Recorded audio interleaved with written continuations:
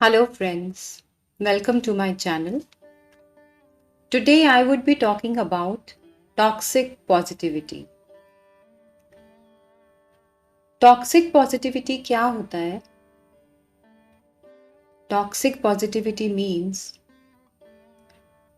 कुछ ऐसे phrases या कुछ ऐसे words जो हम किसी को better feel करवाने के लिए बोलते हैं, लेकिन जो उसका effect होता है वो negative होता है।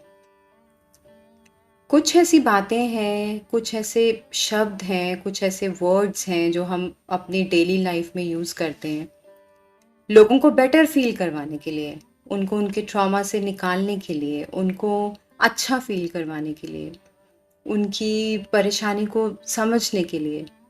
लेकिन जो उसका इफ़ेक्ट होता है, according to psychologist, according to counsellors, वो नेगेटिव होता है। वो अच्छा फील उनको नहीं करवाता और ज़्यादा उनको बुरा फील करवाता है। तो इसी को हम कहते हैं टॉक्सिक पॉजिटिविटी।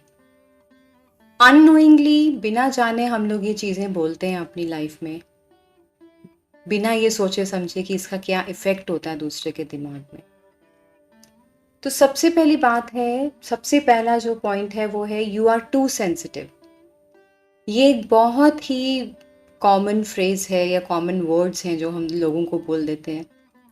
अगर जैसे कोई किसी चीज़ के लिए गिल्ट में है या उससे कुछ गलती हो गई है या उसने कुछ या किसी ने कुछ कह दिया और उसने फ़ील कर लिया, तो हम उसको क्या बोल देते हैं? अरे यार, तुम तो बहुत सेंसिटिव हो, छोटी-छोटी बात को दिल से लगा लेते हो। हमारी हमारी जो इंटेंशन होती है वो यही है कि हम उसको बेटर फ़ील करवा रहे हैं कि कोई बात नहीं, लेट इट बी। लेकिन वो उस चीज़ को नेगेटिव सेंस में ले सकता है, वो उसको और ज़्यादा नेगेटिविटी में ले जा सकती है ये बात, क्योंकि हर इंसान डिफरेंट होता है। हो सकता है आपके लिए कोई बात बहुत छोटी हो, लेकिन किसी और के लिए वो बहुत बड़ी बात है। इसीलिए हम सबको एक जैसा ट्रीट नहीं कर सकते। और अगर हम किसी को ऐसा बोलते हैं कि यू आर टू सेंसिटिव, तुम तो बहुत ज़्यादा सेंसिटिव हो, तो ये क्लियरली शो करता है कि हम उसे जज कर रहे हैं। वो जैसा है हमने उसे वैसे एक्सेप्ट नहीं किया। We are judging him. We need to remember this that everybody is different. हर किसी इंसान का चीज़ों को लेने का नज़रिया, चीज़ों को हैंडल करने का तरीका, सब कुछ डिफरेंट है। Second point is just forget it. कई बार कोई इंसान किसी ग्रीफ में होता है या किसी ट्रॉमा में होता है और वो हमसे कुछ कहना भी चाहे अगर, या हमें कुछ बताना चाहे, और हम उससे क्या कह देते हैं आगे से? अरे छोड़ो यार, जस्ट फॉरगेट इट, ये तो कुछ भी नहीं है। हम लोग अपनी तरफ से कहना ये चाह रहे हैं उसे कि कोई बात नहीं, छोटी सी बात है, सब ठीक हो जाएगा। मोटिव हमारा ये होता है, लेकिन वो उस चीज़ को उस सेंस में ले सकता है कि भाई उसकी किसी भी इमोशन की कोई वैल्यू ही नहीं है। आपने उसको सीधा आगे से ये बोल दिया, जस्ट फॉरगेट इट। सो ये सिग्नल देता है कि you have close the communication. आपने बातचीत करना बंद कर दिया, उसको बोल दिया जस्ट फॉरगेट इट, भूल जाओ उसे, और क्लोज कर दिया सब कुछ। So it can create a negative impact on the person. Then the third point is I am done. ये हम लोग बहुत यूज़ करते हैं जब हम कभी किसी से हमारा झगड़ा हो जाए या हम इरिटेट हो रहे हैं किसी से, तो हम कहते थे ना, oh I am done with you. तो इसका क्या मतलब होता है? क्लियरली वो ये शो करता है, हम हमारी तरफ से हम ये कहना चाह रहे हैं कि आई एम डन, बस ये कॉन्वर्सेशन अब ख़त्म करो, या ये चीज़ें इरिटेट कर रही हैं मुझे तो इसको बंद करो, हम ऐसा कहना चाहते हैं।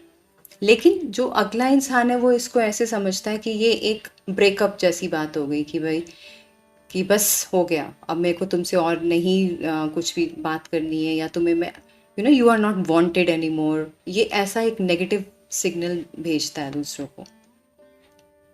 The fourth point is you are just like your father और मदर और योर ब्रदर और योर सिस्टर, या कोई भी अंकल आंट, ऐसे हम कह देते हैं।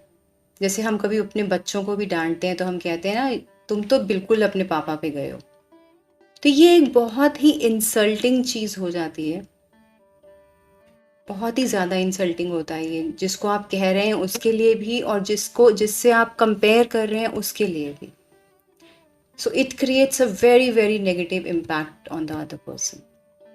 सो हमें कोशिश करनी चाहिए कि हम कभी भी ऐसे वर्ड्स यूज़ ना करें जो नेगेटिविटी क्रिएट करते हैं। Next point is you are crazy.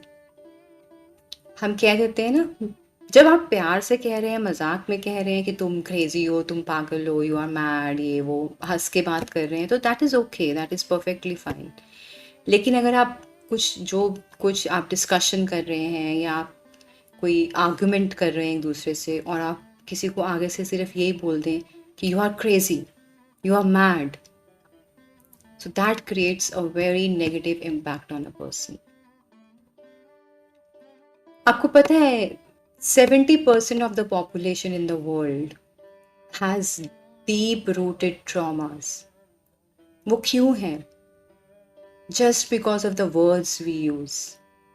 जो वर्ड्स हम यूज़ करते हैं अननोइंगली करते हैं, हमारी इंटेंशन अच्छी होती है, हमारी इंटेंशन बिल्कुल सही होती है कि हम किसी को अच्छा फील करवाना चाहते हैं, लेकिन उसका इम्पैक्ट गलत पड़ जाता है बिकॉज हमें किसी ने आज तक बताया नहीं कि राइट वर्ड्स क्या हैं, कौन सा वर्ड, कौन सी फ्रेज कब यूज़ करनी है। ये किसी ने हमें ट्रेनिंग नहीं दी है इस बात की। सो हर कोई अपना ही मेथड अप्लाई कर रहा है, कोई कुछ कह रहा है, कोई कुछ कह रहा है। कुछ बातें तो ऐसी सोसाइटी में बिल्कुल फिक्स्ड हो गई हैं, जैसे मैं आपको ये फ्रेजेस बता रही हूँ कि वो जनरेशन से वही चल रहा है, और इसीलिए लोगों में इतना ट्रॉमा, इतनी इनसिक्योरिटीज़, इतना ग्रीफ है।